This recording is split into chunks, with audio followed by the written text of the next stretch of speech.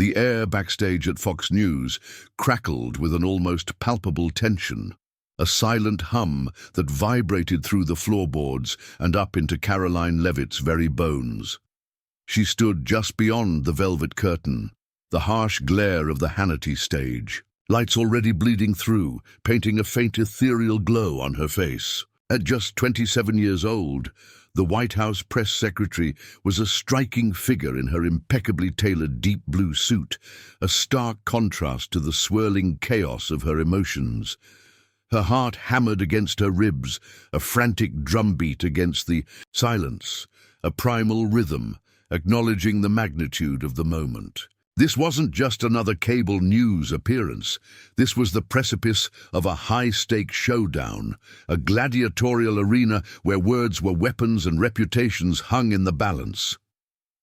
Just minutes earlier, the studio had erupted, a cacophony of applause and whistles that had pierced the thick walls of her dressing room. Robert De Niro, the undisputed titan of Hollywood, had just delivered his pre-show declaration, a verbal grenade lobbed directly at her and her boss. "Trump is a disaster and Leavitt is his puppet," his gravelly voice had boomed, amplified by the studio's state-of-the-art sound system. The brief but sharp attack had sent the crowd into a frenzy, a clear line drawn in the sand, setting an undeniably hostile tone for the confrontation to come. Leavitt had felt the sting of his words, the dismissive puppet label designed to diminish her, to strip away her agency. But instead of fear, a molten core of defiance had ignited within her, gripping the microphone tightly, its cold metal a grounding presence in her trembling hand. Karoline Leavitt's eyes blazed with a fierce, unwavering resolve. Millions were watching, a faceless global audience, and she would not flinch. De Niro, with his 2 Oscars, his sprawling Nobu empire, and a career etched into the very fabric of cinematic history, was undoubtedly confident. He believed he would effortlessly overpower this young MAGA woman, a mere whisper against his roar. He saw her as an easy target, a symbol of everything he despised. But Leavitt, armed not just with her meticulously prepared talking points, but with the unshakable conviction of her Catholic faith and an unwavering, almost zealous loyalty to Donald Trump, saw this moment differently. This was not just a challenge. This was her chance, her singular, electrifying chance, to prove him wrong, to shatter his preconceived notions, and to reclaim her narrative from the condescending label of puppet. She took a deep breath, the scent of stale coffee and nervous energy filling her lungs. This wasn't just a debate. It was a personal vendetta, a public reckoning. She would not be a pawn in De Niro's game. She would step into that blinding light, ready to transform the stage into her battlefield, where every word would be a strategic maneuver. This was Leavitt's moment, not merely to respond, but to flip the script entirely, to steal the spotlight from the aging legend, and to emerge not just unscathed, but victorious. The anticipation was a living, breathing entity, a palpable hum in the air, promising a clash that would reverberate far beyond the studio walls. The studio glowed with an almost blinding intensity, a constellation of bright lights illuminating every corner of the Hannity set. A hush fell over the audience, a collective intake of breath as Robert De Niro emerged from the wings, stepping into the blinding spotlight. His black suit, impeccably tailored, hugged his frame, a silhouette of power and gravitas.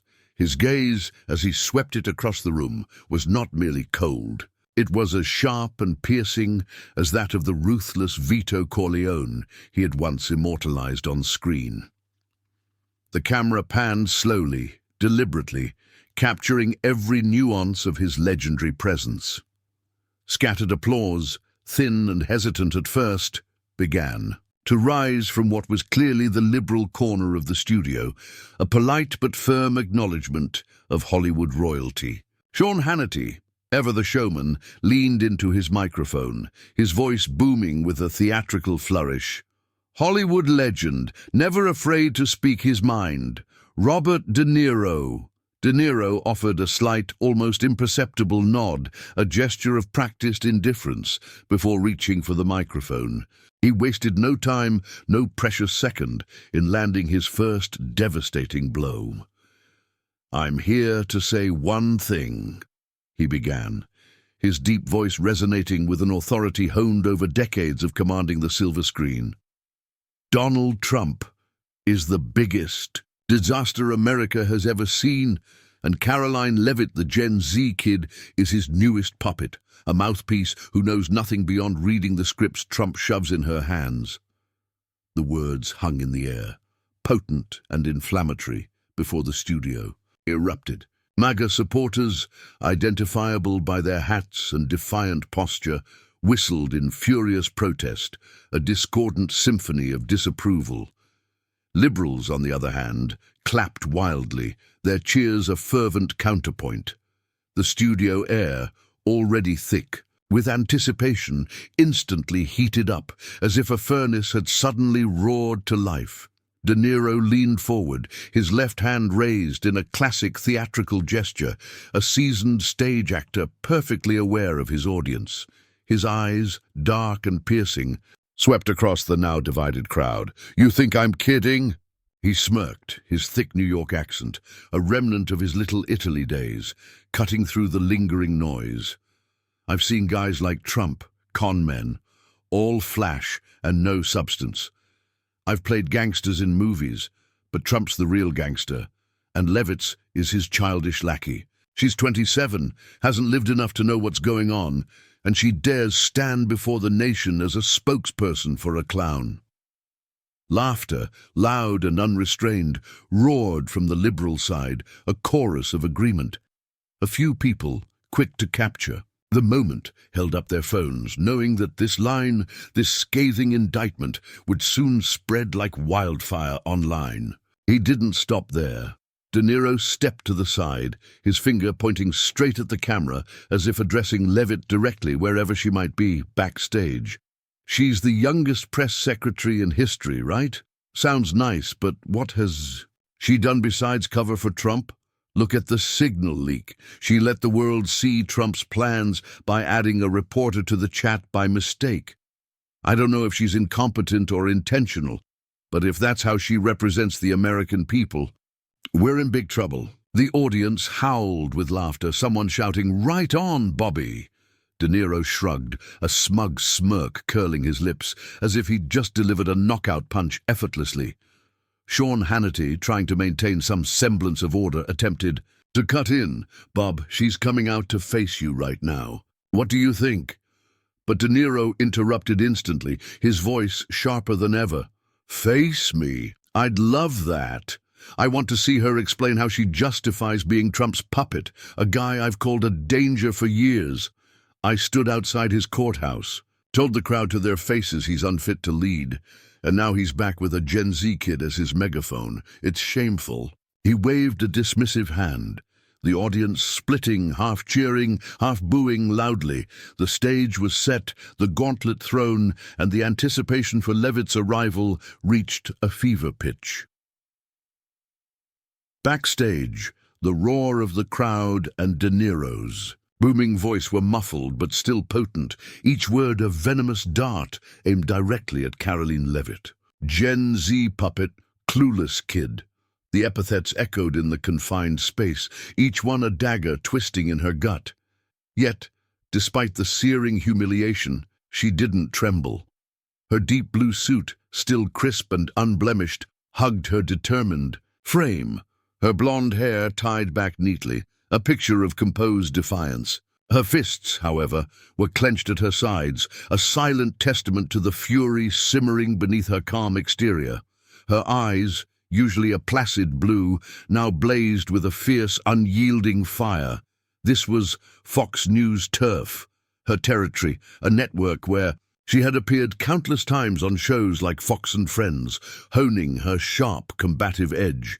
She would not, under any circumstances, let Robert De Niro win. The assistant, a young woman with wide, nervous eyes, hovered nearby, clutching an iPad. Leavitt turned to her, her voice sharp, cutting through the residual echoes of De Niro's tirade. "Where's that old Niro clip?" The assistant's eyes widened further in surprise, but she quickly complied, swiping through the tablet. "Here," she whispered, holding up the device. "He praised Obama in 2016, contradicts him now." A faint, almost imperceptible smirk, dangerous and predatory, curled on Leavitt's lips. This was it. This was the ammunition she needed, the unexpected counterpunch that would shatter De Niro's carefully constructed facade of moral superiority. "Good," Leavitt commanded, her voice gaining a steely edge. "Send it to production.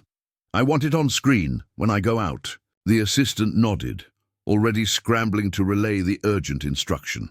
The seconds stretched, taut and agonizing, as Leavitt stood there, the stage lights casting a faint, almost ghostly glow on her face through the curtain.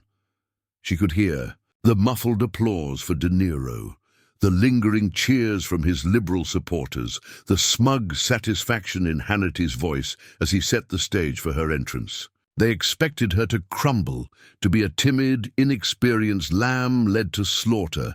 They expected the 27-year-old to be overwhelmed by the 81-year-old legend, to falter under the weight of his cinematic gravitas and his cutting insults.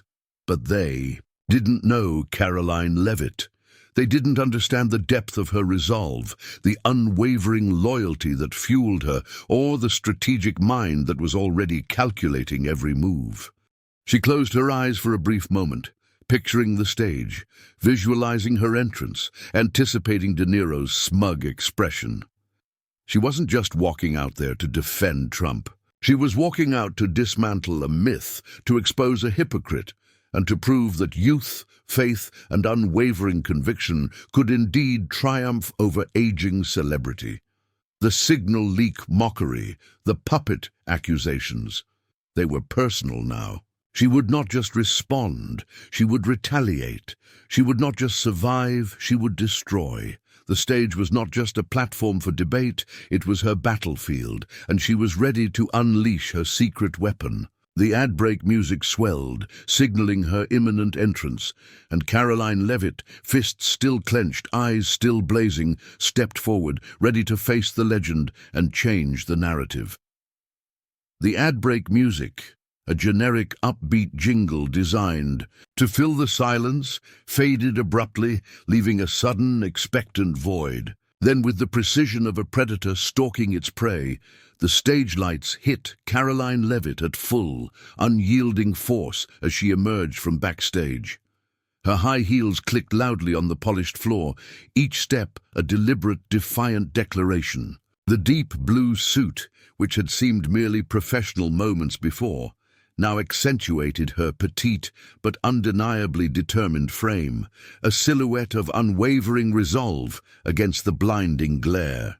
Sean Hannity, ever the ringmaster, stood, raising a hand to quiet the buzzing studio, his voice booming with a theatrical introduction.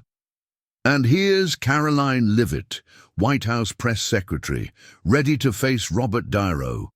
The crowd exploded. MAGA. Supporters, a loyal and fervent legion, clapped thunderously, their cheers a wave of support crashing against the liberal murmurs. Liberals, on the other hand, whistled in mockery, a discordant, derisive sound meant to undermine her confidence. Leavitt, however, remained unperturbed. She nodded slightly to Hannity, a brief acknowledgement, her gaze sweeping the room with a cool, assessing calm before locking onto De Niro. He sat there, arms crossed, the smug smirk still plastered across his face, a mask of arrogant anticipation. He was waiting, clearly, to watch this 27-year-old crumble, to see her wilt under the weight of his earlier brutal assault. But Leavitt hadn't come to lose. She had come to destroy.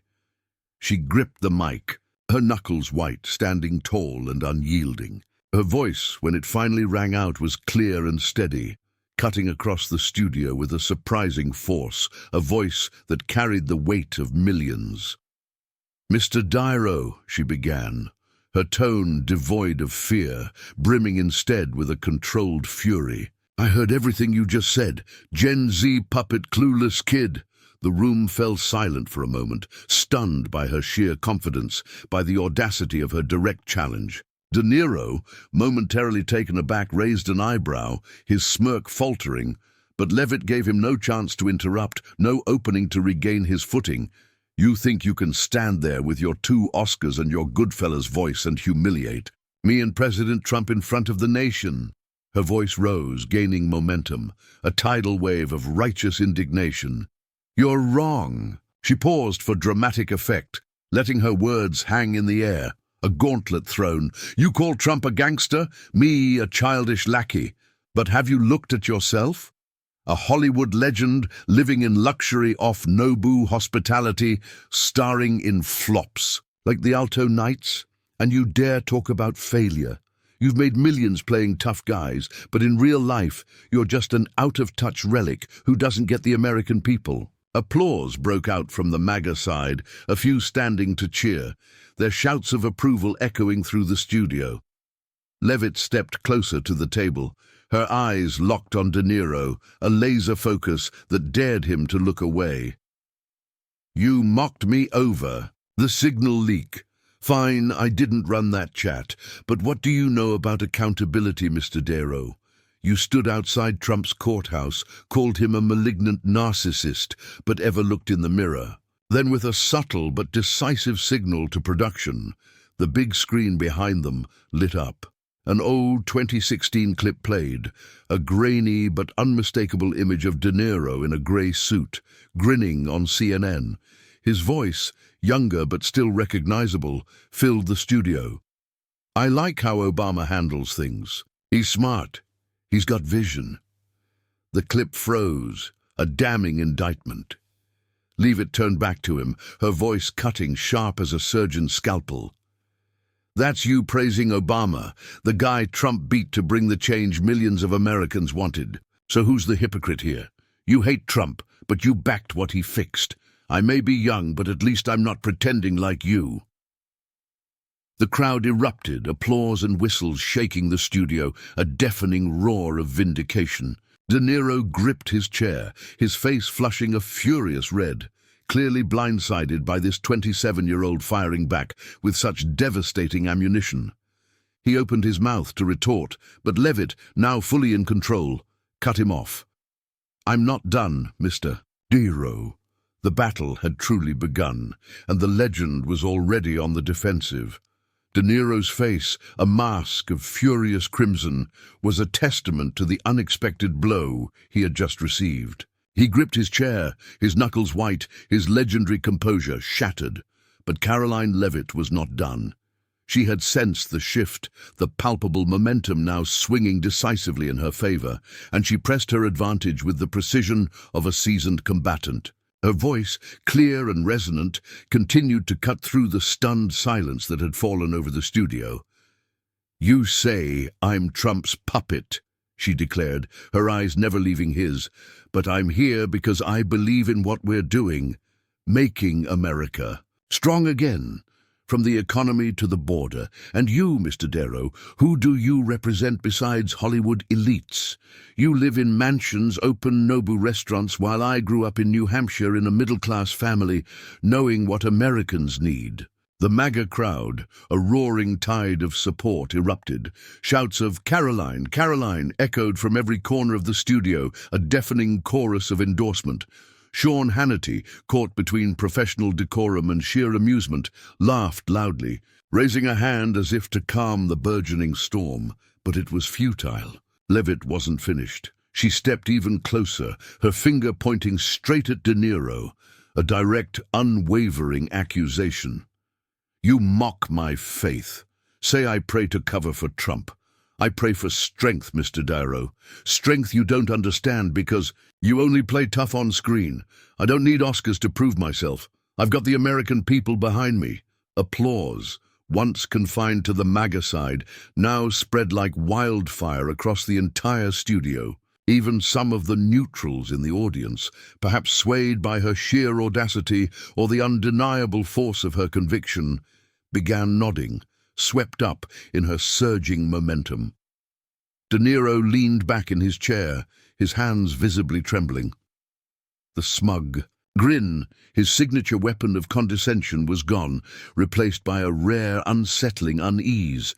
He was cornered, exposed, and for the first time, truly vulnerable.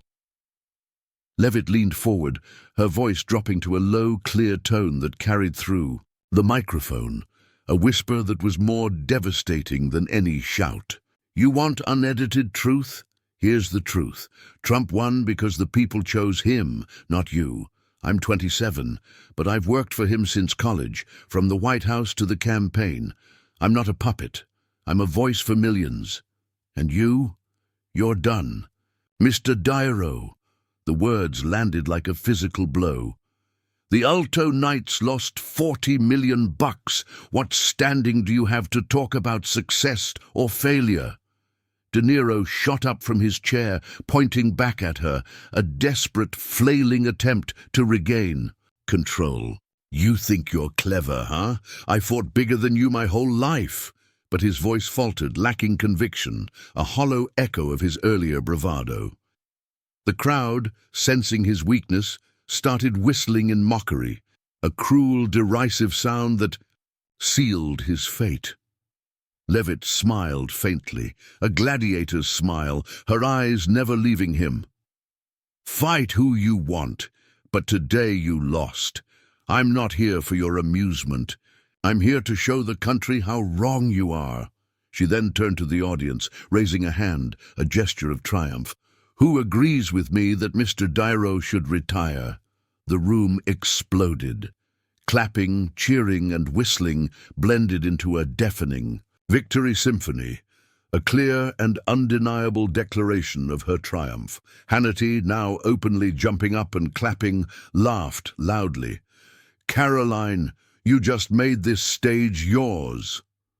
The narrative had been seized, the legend dethroned, and a new star had just been born on live television. Karoline Leavitt sat across from De Niro, legs crossed, her gaze steady, a faint, almost imperceptible smile flickering like a gladiator after a hard-won victory. De Niro, however, was a portrait of raw, unbridled fury. His face, flushed a deep, angry red as if he'd just been slapped, was a stark contrast to his earlier smugness. His hands gripped the arms of his chair, white-knuckled, trembling slightly. His eyes, once sharp and confident, now darkened, a mixture of anger and profound confusion replacing the arrogance. Leavitt had turned him, the untouchable Hollywood icon, into a punchline. "You're done. You live in luxury mansions." Each word she had uttered was a knife twisting in his pride, a public evisceration witnessed by millions. Sean Hannity, still, laughing loudly, a mischievous glint in his eyes, leaned in. "Bob, got anything to say? She just lit this studio up." But De Niro didn't laugh. He took a deep, shaky breath, then stood, pointing a trembling finger straight at Leavitt. His voice, usually a deep, resonant rumble, was now tinged with strain, an attempt to stay steely that barely masked his inner turmoil. "You think you're so smart, kid," he growled, his Goodfellas tone now a mere echo of its former power. "You dare stand here in front of me using old clips to lecture me? Who do you think you are to say I'm done?" The room hushed for a moment, anticipating a sharp comeback, a legendary retort, but his words lacked their usual punch, falling flat. Leavitt merely sat there, legs crossed, her gaze unflinching, a silent, powerful defiance. "You're Trump's a puppet. I was right." De Niro pressed on, his hand raised as if on a Broadway stage, desperately trying to conjure his former authority. "You're 27, haven't lived enough to know what's what, and you dare come on Fox News to teach me about truth. I've seen guys like Trump, he's a menace, and you're just his megaphone. Mocking whistles rose from the MAGA side, a few yelling, "Sit down, Bob!" De Niro spun toward them, his eyes blazing.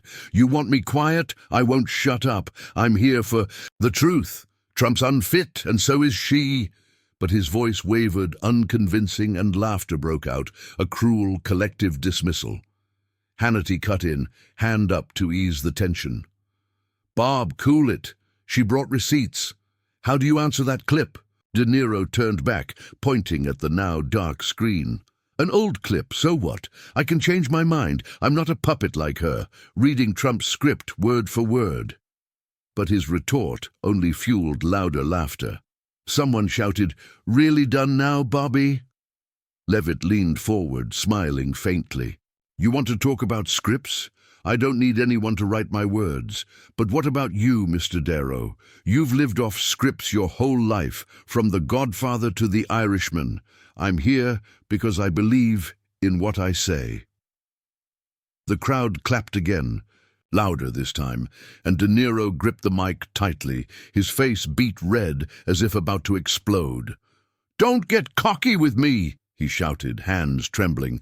"I built my career from nothing in Little Italy, not thanks to Trump or Fox News. I've got Nobu, I've got films.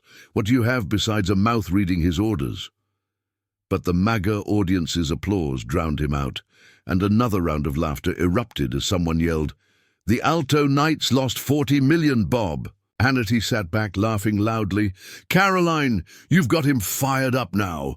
De Niro turned to Hannity, voice sharp. "She's not firing me up. She's just an arrogant kid. I've been fighting Trump since she was in diapers. I stood outside his courthouse, spoke straight to the crowd and her. She just prays and covers up." But his words lacked weight, and Leavitt replied, voice calm. "I pray for strength, Mr. Darrow. What do you pray for when the Alto Knights flopped so hard?" Laughter roared through the studio, and De Niro stepped back, dropping the mic on the table, his gaze blank. The commercial break hit, but the drama didn't stop. As the show resumed, De Niro still sat there, trying to regain his composure. "I'm not done," he muttered, glaring at Leavitt. "You want to play this game. I'll show the country who you are, a childish opportunist." But his voice shook, and the audience no longer cheered for him. Hannity shrugged. "Bob," he said, "she scored points. What have you got to turn this around?" De Niro paused, then said quietly, almost defeated, "I don't need to turn it around. I'm Robert Darrow and she's nothing." After the show, De Niro left the studio with a dark expression, his team scurrying behind him.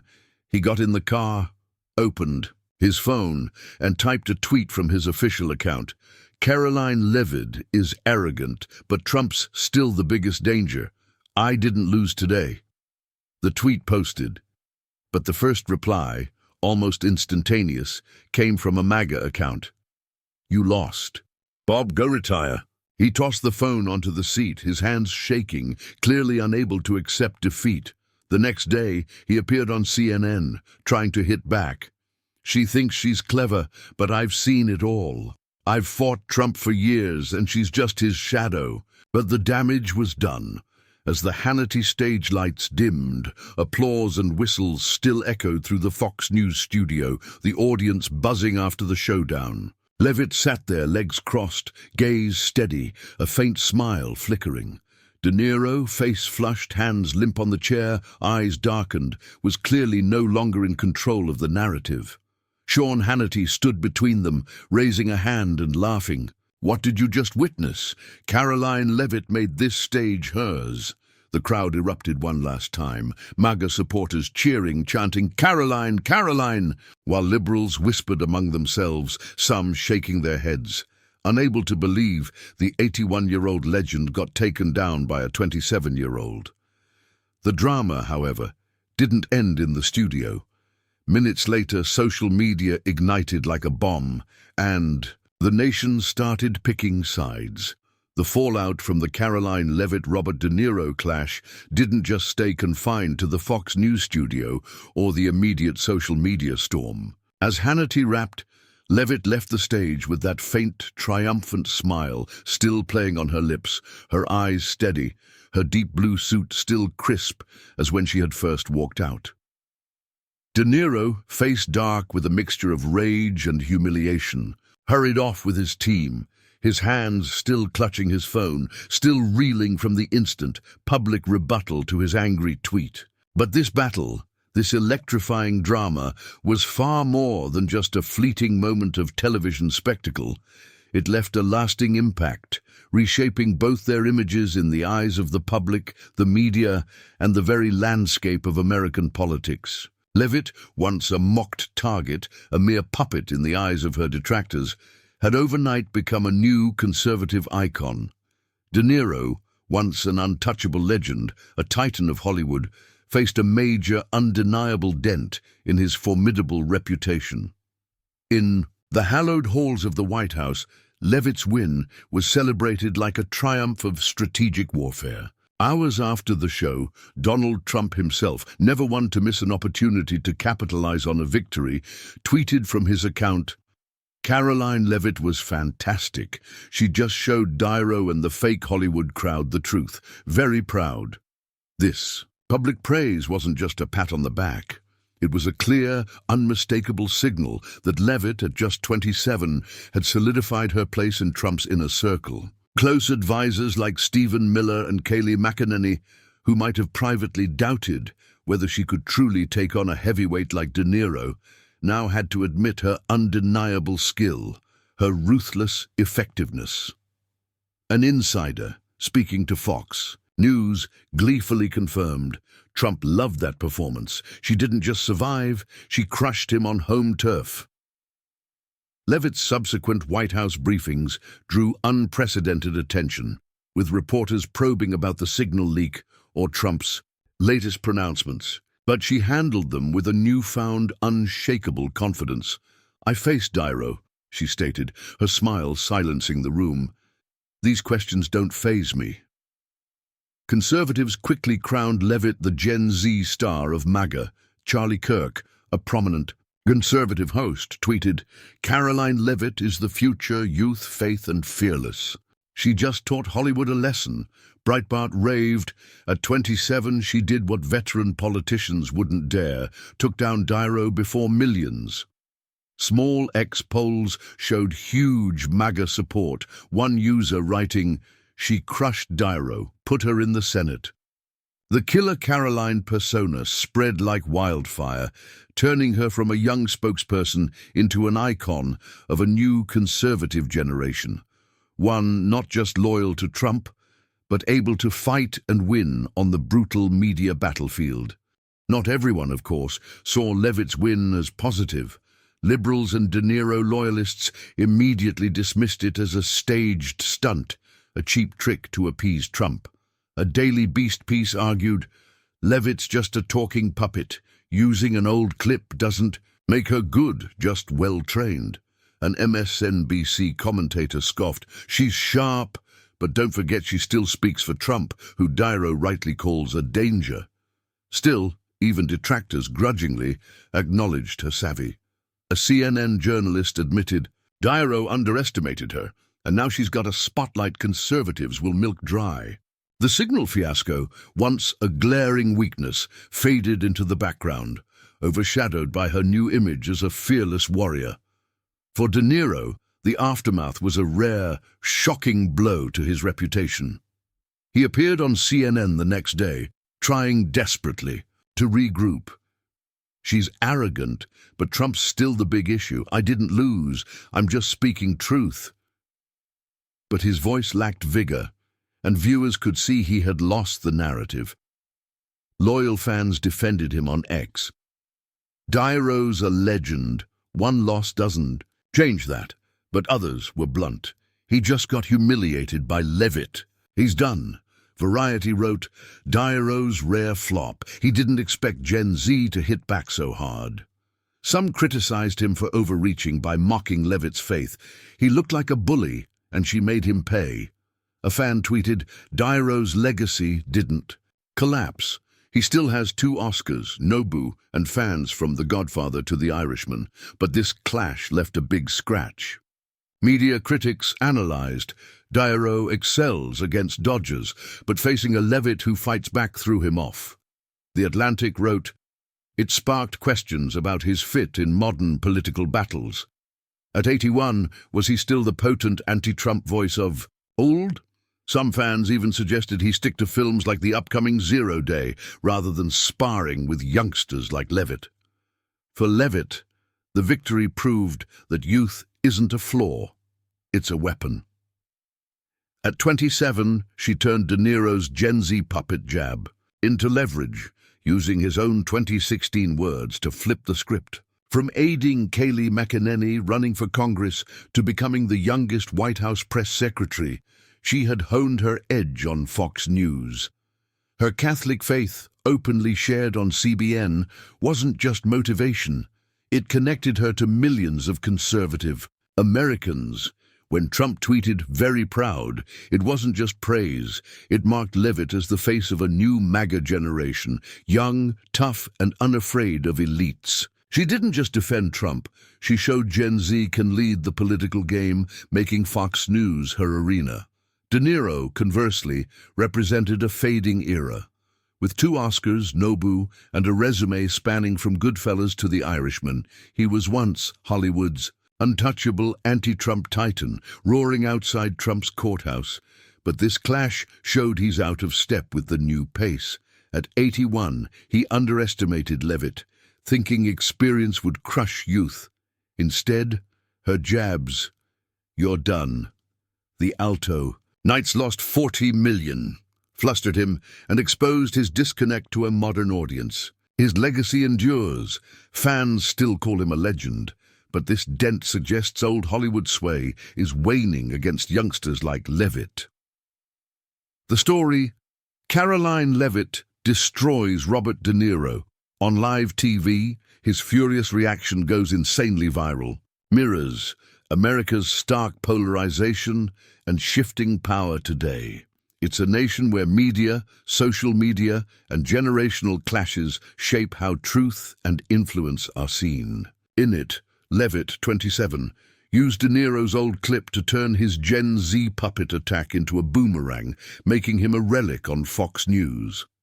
De Niro, 81, raged back but faltered, and social media exploded with Hagel Leavitt vs. Niro, Gen Z 1, Boomer 0 memes, and Trump's praise. This wasn't just drama. It's a snapshot of modern America where youth challenges experience, and whoever owns the narrative on X or TikTok holds power. The real-life lesson for today's US is, never underestimate your opponent, and always have your own ammo ready, in work, debates, or social media. Leavitt won by studying De Niro, using his 2016 words to strike back, and refusing the puppet label, a tactic you can use against criticism in life. De Niro lost to overconfidence, thinking Goodfellas fame would suffice, unprepared for Leavitt's sharpness, a mistake to avoid with younger colleagues or rivals. In a US where a Trump tweet or a first Karoline knockout hashtag can shift perception in hours, take Leavitt's cue. Stand up, wield facts as weapons, and define your story before someone else does. Whether Gen Z or Boomer, power lies in readiness and smarts, not just age or past glory. Thanks for watching this deep dive into Karoline Leavitt taking down De Niro in this peak drama. If you found this analysis insightful, hit that like button, share it with your friends, and leave a comment below with your thoughts on this epic showdown. And most importantly, subscribe now so you don't miss the next fiery media battles. See you in the upcoming video where we'll dive into who killer Karoline's next opponent might be.